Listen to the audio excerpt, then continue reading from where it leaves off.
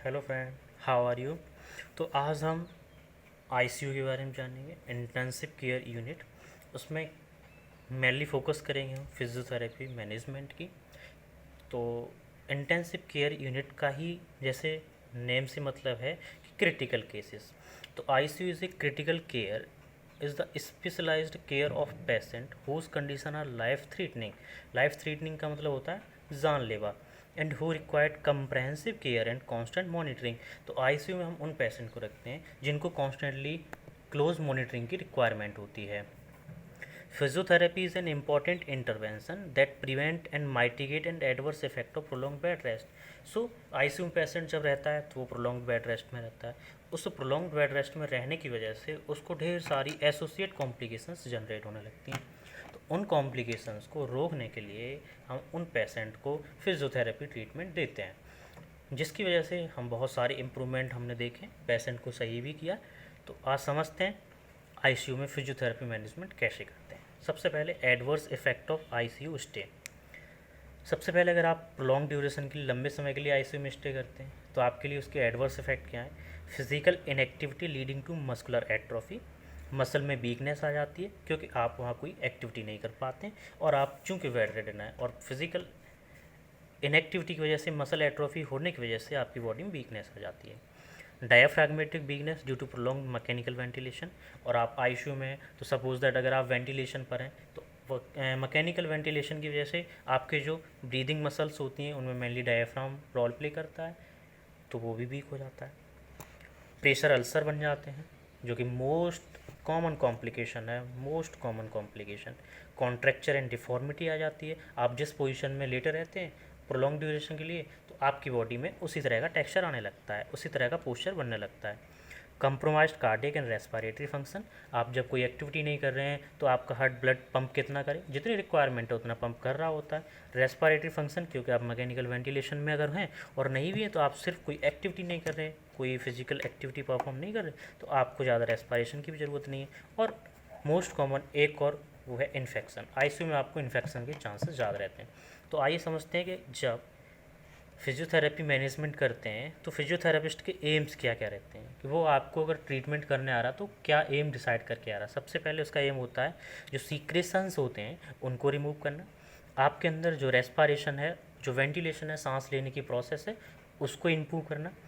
Mobility and good posture बनाए रखना, आपके बॉडी में आपके थोरैक्स को मोबिलाइज करना, आपका सही पोस्चर कैसे रहना, आपको लेटना कैसे है, इन सारी चीज़ों के बारे में आपको बताए। And decrease PT hospital stay. और हमारा एक एम ये होता है, एक फिजियोथेरेपिस्ट का एम ये होता है कि आपको जितना कम समय तक आईसीयू वार्ड में रहना पड़े उतनी ही हम कोशिश करें, कम से कम समय के लिए आपका आईसीयू स्टे कराएं। उसमें कुछ शॉर्ट टर्म गोल होते हैं।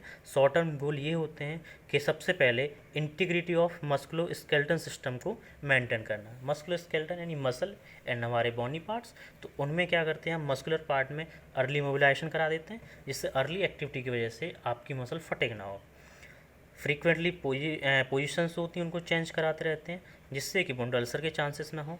स्पुटम अगर लंग में है तो उनको भी रिमूव कराना होता है। एंड कुछ हम मैनुअल टेक्निक्स का यूज़ करते हैं। इस पूरी प्रोसेस में हीलिंग में आपकी मैनुअल टेक्निक्स का यूज़ करते हैं। देन हमारे लॉन्ग टर्म गोल।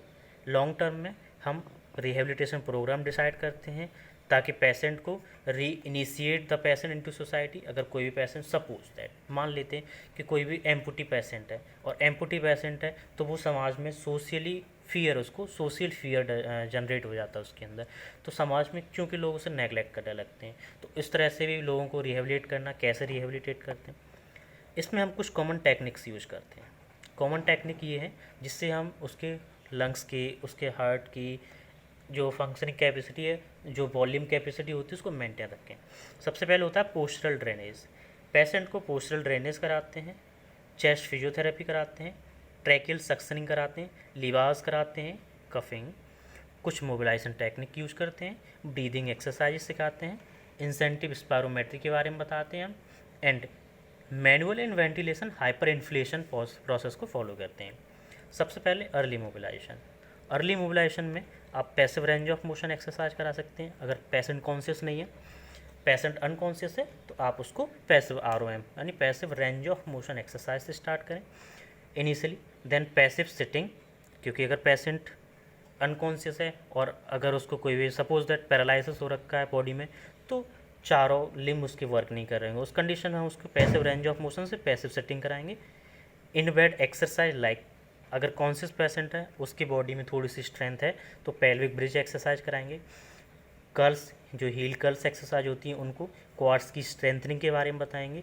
और सबसे important, frequent change in positions, most important. If you want to be away from the wound ulcers, then you should follow this step, frequent change in positions.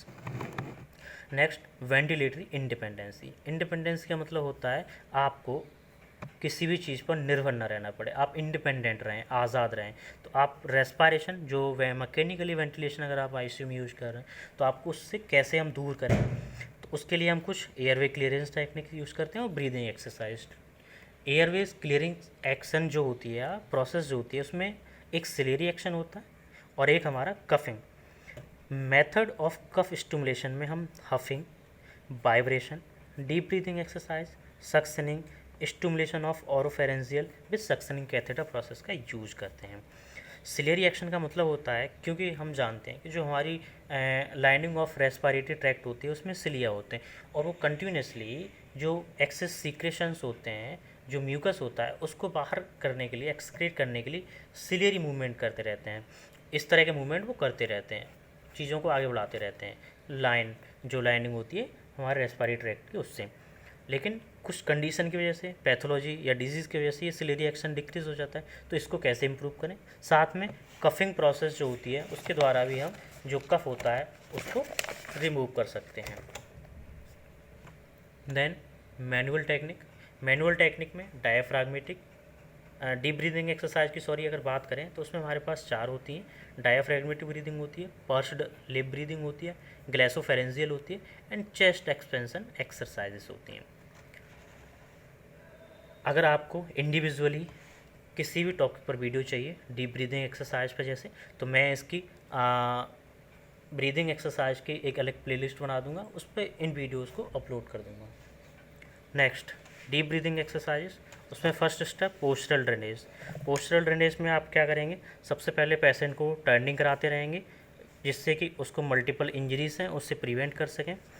Like turning patient into prone position, turning patient with IV lines and turning patient with chest tube, feeding tubes, drains and urinary catheter, because so many tubes are being placed in the patient when the patient is stay in ICU ward। तो उसमें like chest tube place कर देते हैं regularly ECG monitoring के लिए। Feeding tubes, अगर वो actively feeding नहीं कर पा रहा है तो कुछ ड्रेनेज के लिए लाइक यूरिनरी कैथेटर यूज करते हैं। देन आप परकशन एंड वाइब्रेशन यूज कर सकते हैं। नेक्स्ट मेथड जो आता है, मेथड ऑफ इम्प्रूविंग वेंटिलेशन, उसमें breathing exercises, incentive spirometry. Incentive spirometry हमारा mainly volume oriented and flow oriented 2 तरह से होता है। उसके बाद में आपको एडवर्स इफेक्ट देखने को मिलते हैं अगर आप प्रोलॉन्ग ड्यूरेशन तक इमोबिलाइज रहते हैं। तो उस कंडीशन को डिक्रीज़ करने के लिए, सपोज दैट अगर आप इमोबिलाइज हैं प्रोलॉन्ग ड्यूरेशन के लिए, तो लाइक किस किस सिस्टम पे क्या इफेक्ट देखने को मिलेंगे, मान लेते हैं कार्डियोवैस्कुलर सिस्टम पर, तो वहाँ डिक्रीज ब्लड वॉल्यूम, हीमोग्लोबिन की जो कंसनट्रेशन होती है वो भी कम हो जाती है, और पोस्चरल हाइपोटेंशन देखने को मिल सकता है, और लाइक कोई भी थ्रोम्बोसिस जैसी कंडीशन हमें देखने को मिल सकती है। अगर रेस्पिरेटरी सिस्टम पर इसके इफेक्ट की बात करें तो टोटल जो लंग कैपेसिटी TLC होती है वो भी कम हो जाती है, और सीक्रेशंस जो होते हैं उनका रिटेंशन हो जाता है बॉडी के अंदर। एटिलेक्टेसिस की कंडीशन भी पेशेंट के अंदर जनरेट हो जाती है। नेक्स्ट प्रोसेस जो है सीक्रेशंस को रिमूव करने के लिए वो है ट्रैकियल सक्शनिंग। ट्रैकियल सक्शनिंग में क्या करते हैं, suctioning performed routinely intubated patient to aid in secretion removal and cough stimulation. Frequency of suctioning determined by the quality of secretions. कितनी बार आपको सक्शनिंग करनी है वह आपके बॉडी के अंदर जो सीक्रेशंस है उस पर डिपेंड करता है। उसके लिए आप 3-4 प्रोसेस होती हैं, लाइक ओरोफेरेंजियल एयरवेज के द्वारा ट्रैकियल सक्शन कर सकते हैं, आप नैरोफेरेंजियल एयरवेज के द्वारा कर सकते हैं, आप ET ट्यूब के साथ कर सकते हैं, और ट्रैकियोस्टोमी ट्यूब्स के साथ भी ट्रैकियल सक्शनिंग कर सकते हैं। तो आई होप आपको ये समझ में आया होगा कि ICU में फिजियोथेरेपी मैनेजमेंट हम कैसे फॉलो करते हैं। अगर वीडियो पसंद आए तो इसको लाइक शेयर एंड सब्सक्राइब ज़रूर करें, और अगर आपको कोई भी डाउट हो तो आप बेझिझक कमेंट करके पूछ सकते हैं। Okay, thank you.